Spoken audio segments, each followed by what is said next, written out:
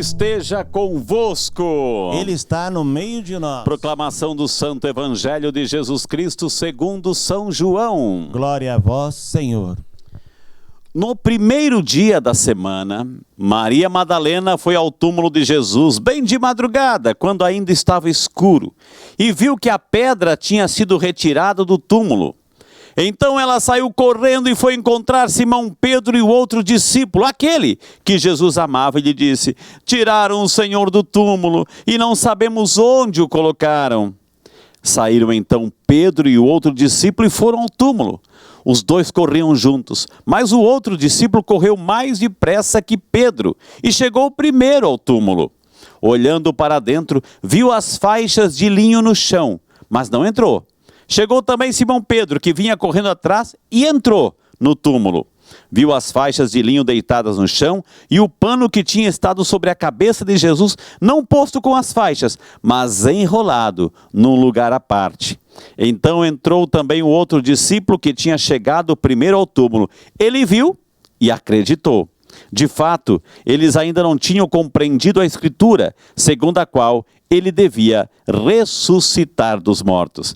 Meus amados irmãos, minhas amadas irmãs, essas são palavras de vida, palavra da salvação. E quem beija a palavra de Deus, beija o próprio Deus. Então eu vou dar um beijo na palavra em seu nome no dia do Cristo ressuscitado. Olha só. Que maravilha, Deus seja louvado. Pode sentar, se acomodar aí na sua casa. E vamos pedir que o Espírito Santo nos ilumine, para que essa reflexão, esta palavra de Deus possa ser acolhida em nosso coração. E essa mesma experiência dos discípulos ao verem o Senhor, ao saberem da notícia da ressurreição, também possa contagiar e alegrar o nosso coração para uma vida nova. Amém? Meu amado irmão, minha amada irmã, nós estamos hoje vivendo a alegria da ressurreição de Cristo, né? A ressurreição de Cristo, essa vida nova, né? A gente viveu intensamente esses dias carregados de muita brutalidade, de muita crueldade, de muito sangue derramado, né? E a gente pôde refletir na sexta-feira aquela grande pergunta: em que momento Cristo venceu o inimigo?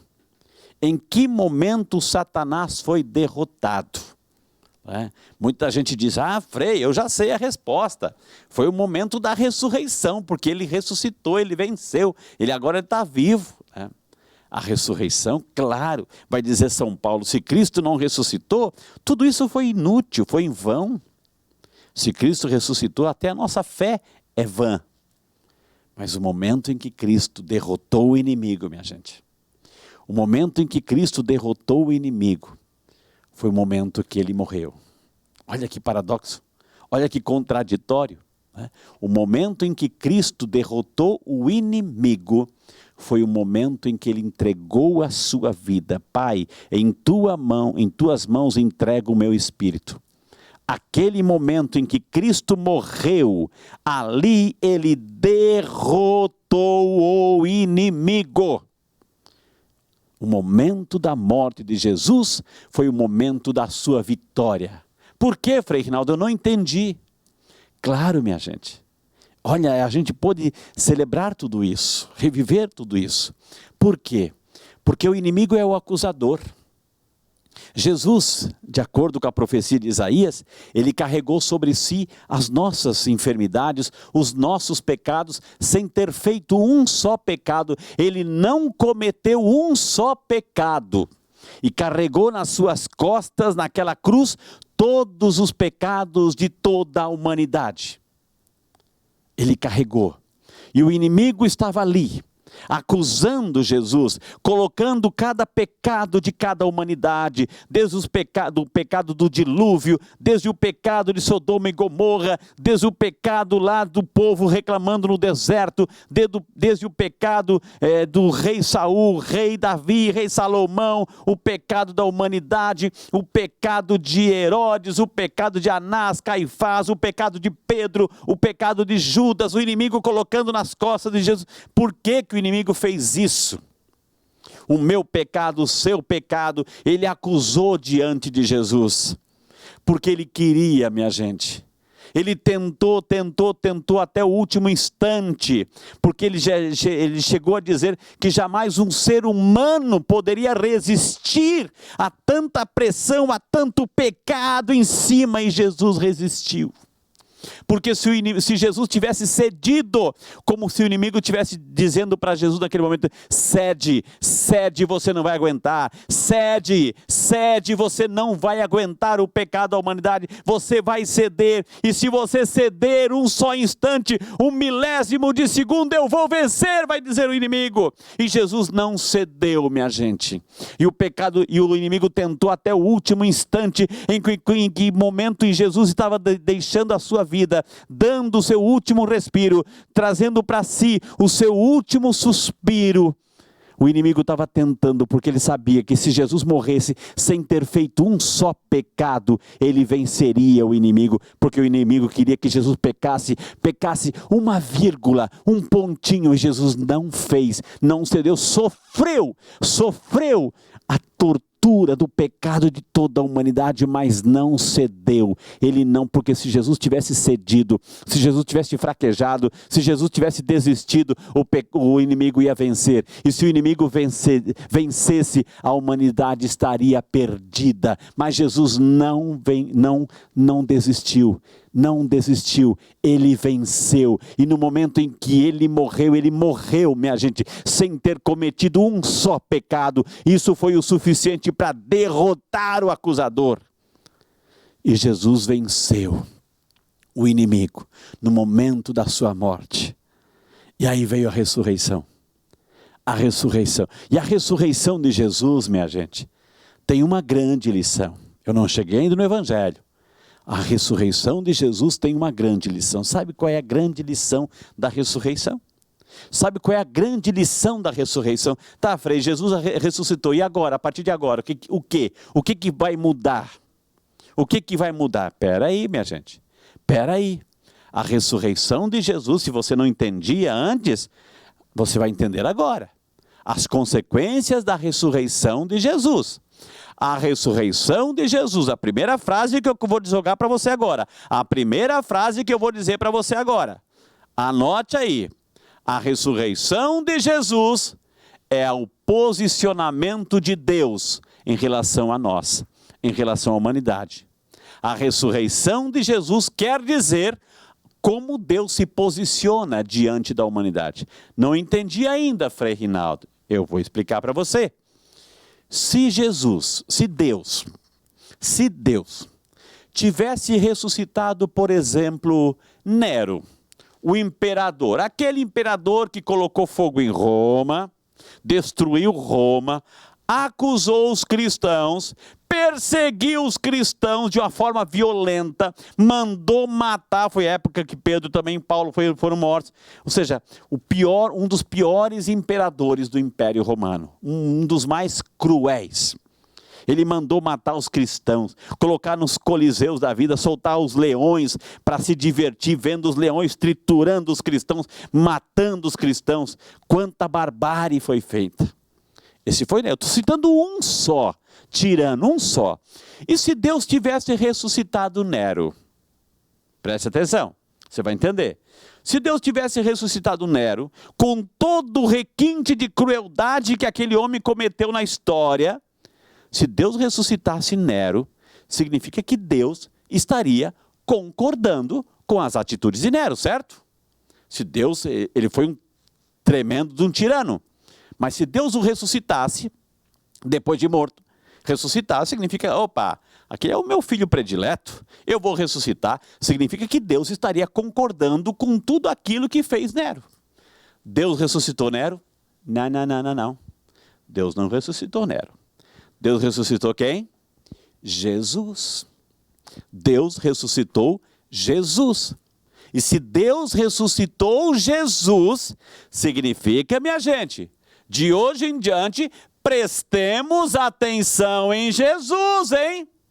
prestemos atenção em Jesus, porque se Deus o ressuscitou, se Deus ressuscitou Jesus, significa que tudo aquilo que Jesus disse e fez foi aprovado por Deus. Caso contrário, Deus não teria ressuscitado Jesus, mas Deus o ressuscitou.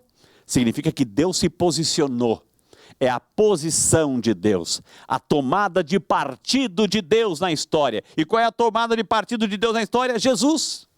Jesus, tudo aquilo que ele disse, tudo aquilo que ele fez, foi aprovado pelo Pai, foi aprovado por Deus. Por isso Deus o ressuscitou. E se Deus o ressuscitou, de agora em diante prestemos atenção naquilo que ele disse, naquilo que ele fez. Procuremos saber, procuremos ir atrás, procuremos incorporar em nossa vida os ensinamentos de Jesus. Por quê?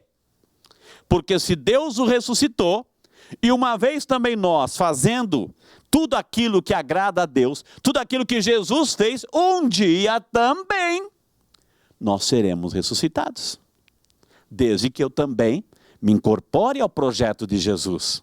Eu só serei ressuscitado, eu só vencerei o poder do Satanás, o poder da morte, o poder do inferno, se me ligar a Jesus. E se eu fizer tudo aquilo que ele me ensinou. Não é isso que diz a canção? Amar como Jesus amou, viver como Jesus viveu, sentir o que Jesus sentia? É isso. Então, se eu fizer tudo isso, eu também um dia lá na frente vou receber a grande recompensa. Uma outra lição. Quero colocar uma pergunta para você. Pense aí na sua casa por um instante. Eu vou responder aqui, é claro. Uma pergunta que fala desse contexto de ressurreição. Muita gente tem muitas teorias, enfim, né? Jesus, quando ressuscitou, ele apareceu para Nossa Senhora? Jesus, quando ressuscitou, ele apareceu para Maria? Eu só vou dar uma olhadinha aqui para o Sérgio, para o outro Sérgio, assim, só para ver a resposta dele. Sim, Sérgio? Apareceu? Sim ou não? Sim ou não? Sim. Outro Sérgio? Sim. Jéssica? Sim. E o que o Heitor e o Ari estão respondendo lá também? Estão respondendo que sim? Sim. Legal. Todo mundo respondeu que sim. Isso, né? Agora tem a minha opinião. E a sua opinião? Quando Jesus ressuscitou, ele apareceu para Nossa Senhora, né? A minha resposta é, eu acho que não precisou. Acho que não. Ai, Frei, mas ela é a mãe dele. Ela é a mãe dele, ele tinha que aparecer para Nossa Senhora. É que não precisava, minha gente. Sabe por que não precisava? Por que Jesus apareceu? Você viu aí as mulheres? Aquelas mesmas mulheres que estavam lá na sexta-feira diante da cruz. Aquelas mesmas mulheres e os mesmos discípulos que escutaram várias e várias e várias vezes Jesus falando, olha, eu vou morrer e no terceiro dia eu vou ressuscitar. Jesus se cansou de falar isso. Jesus cansou de falar isso para todos os discípulos, para todas as pessoas que o escutavam, em especial para os discípulos dele, os 12. Então Jesus cansou de falar, eu vou morrer, mas no terceiro dia eu vou ressuscitar. E lá na cruz, Jesus estava morrendo na sexta-feira, a gente presenciou isso, né? Estava lá Maria e um grupo de mulheres, inclusive João, minha gente. E olha o que aconteceu hoje no Evangelho, nesse domingo de Páscoa. Muitas mulheres foram correndo ao túmulo. E Maria Madalena, num certo momento também, quando chegou lá, que viu que não tinha ninguém no túmulo, começou a chorar, apareceram alguns anjos, enfim, o próprio Jesus apareceu, pensou ela que fosse um jardineiro, Senhor, se fosse tu, me diz onde é que está o corpo, porque eu vou buscar. O evangelho de hoje falava que algumas mulheres foram correndo lá ver, diz até que Pedro e João foram correndo no túmulo para ver. Maria não estava no grupo, minha gente. Maria não estava no grupo. Maria não estava nesse grupo dessas mulheres que foram correndo lá. Maria não estava junto com Pedro e João correndo lá no túmulo. Por que será? Que o evangelista omitiu esse dado, não quis dar trabalho para Nossa Senhora, ela estava cansada demais, estava lá em casa, não tinha tempo. Não, não. Sabe por quê, minha gente? Por que Jesus apareceu para essas pessoas? Por que Jesus se mostrou para essas pessoas? Sabe por quê, minha gente? Sabe por quê, minha gente? Preste atenção. Por que Jesus não precisou aparecer para ela? E aí a gente recorda aquela frase linda que quando Maria visitou sua prima Isabel, você consegue lembrar aquela frase? Que disse Isabel para Maria: feliz és tu que acreditaste. Maria foi a única, preste atenção que coisa mais linda eu vou dizer agora. Maria foi a única que acreditou. Porque todos os demais duvidaram. Pedro duvidou, João duvidou, aquelas mulheres duvidaram, Maria Madalena duvidou, tanto é que foram correndo lá para ver, para se certificar. Maria não foi. E Jesus apareceu. Por que Jesus apareceu para essas pessoas? Porque essas pessoas começaram a perder a fé. Pedro, João, as mulheres, perderam a fé. Perderam a fé, não recordaram, tanto é que o evangelho diz, depois eles começaram a recordar, depois que Jesus apareceu para eles, eles começaram a recordar as palavras de Jesus. E antes? Por que não recordaram? Jesus não havia dito, olha, eu vou morrer, mas eu vou ressuscitar. A única que não duvidou foi Nossa Senhora, a única que acreditou foi Nossa Senhora. Todos os demais duvidaram, por isso que Jesus apareceu para eles. Por isso que Jesus apareceu para eles, para confirmar a fé. Para não fazer com que a fé desfalecesse.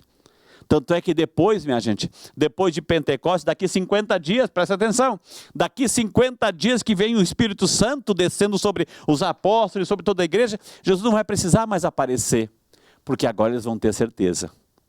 Agora eles vão ter a certeza. É o que nos move hoje, minha gente. Então, nesses próximos 50 dias, Jesus vai aparecer para Pedro, para as mulheres, para Maria Madalena, para os discípulos de Emaús, porque eles estão duvidando da fé, porque eles estão fraquejando na fé. Então Jesus aparece nesse momento para reacender o fogo da fé. Maria não precisou, porque acreditou desde o primeiro momento, que quando Jesus venceu a morte e acordou e ressuscitou, com certeza, Maria estava lá no cantinho dela, no seu momento de dor e de oração, ela percebeu, ele está vivo, ele está vivo. Não precisou aparecer para ela, porque ela já tinha certeza no seu coração. Os outros não, os outros duvidaram. Por isso que Jesus foi aparecendo aos poucos para eles, para dizer, escuta, eu não falei isso para vocês, cadê a fé? E Jesus foi reacendendo novamente a fé em cada um deles. E a grande lição para nós hoje, minha gente. Preste atenção e com isso eu termino. Preste atenção. Jesus, ele venceu. Ele venceu o pecado. Ele venceu a morte. Barrabás, ele foi preso. Os Barrabás, os filhos do pai, foram soltos. Já aprendemos isso. Ele trocou de lugar conosco. Ele nos libertou. Ele nos tirou das trevas. Judas foi para as trevas. Jesus nos tirou das trevas. Com a sua ressurreição nos tirou das trevas. A luz brilhou. Ontem foi a vigília pascal, estava noite, de repente o fogo se acende, o círio pascal se acende, o anúncio da ressurreição. Cristo venceu e rompeu as trevas do erro do pecado, para nos dar uma vida nova. Para nos dar uma vida nova. E como é que eu e você vamos a partir de hoje vivenciar esta ressurreição? Vida nova, minha gente. Vida nova. Que aquele que está em Cristo agora tem uma vida nova. Aquele que tem Cristo no coração tem uma vida nova.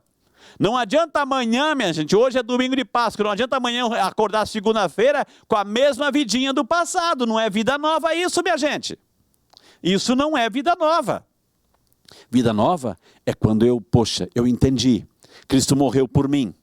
Cristo deu a sua vida por mim, derramou sangue por mim. Então, uma vida nova. E o que é uma vida nova, Frei? Mais oração, mais amor, mais perdão, abandonar o pecado, porque o pecado nos conduz às trevas, o pecado nos puxa. Cristo venceu, peraí, preste atenção. Cristo venceu o inimigo, Cristo venceu o tentador, Cristo venceu o diabo, Cristo venceu Satanás. Ele venceu, já não tem mais poder sobre Jesus. Não tem mais poder sobre Jesus. Nunca teve, mas não tem mais poder sobre Jesus, porque Jesus tirou a humanidade do poder dele. Mas a força do pecado continua. O inimigo não tem mais poder, mas a força do pecado continua. E a força do pecado nos leva para trás, nos leva para Sodoma e Gomorra, nos leva para as trevas, nos leva para a escuridão, nos leva para o abismo. Cristo já venceu, já eliminou essa distância. Agora depende de mim, depende de você. Uma vida nova em Cristo. Cristo ressuscitou para nos dar uma vida nova. Se a partir de amanhã cedo, quando você acordar com esse espírito de uma vida nova, buscando se reconciliar, buscando amar mais, perdoar mais, rezar mais, incorporar na sua vida a vida de Cristo. Lembre-se que eu comecei a minha reflexão dizendo, por que que Deus ressuscitou Jesus? Porque se Deus ressuscitou Jesus e não ressuscitou um Nero, um tirano, sei lá quem da vida, se Deus ressuscitou Jesus, significa que Deus estava concordando com tudo aquilo que Jesus disse e fez. E se Deus concordou com Jesus e ressuscitou ele, significa se eu também aderir a minha vida ao projeto de Cristo, eu também jamais vou ficar sem a luz do Cristo ressuscitado. Então, Cristo ressuscitou para nos dar a partir de agora uma vida nova. Diga bem forte, amém, amém, amém. Creio em Deus Pai Todo-Poderoso.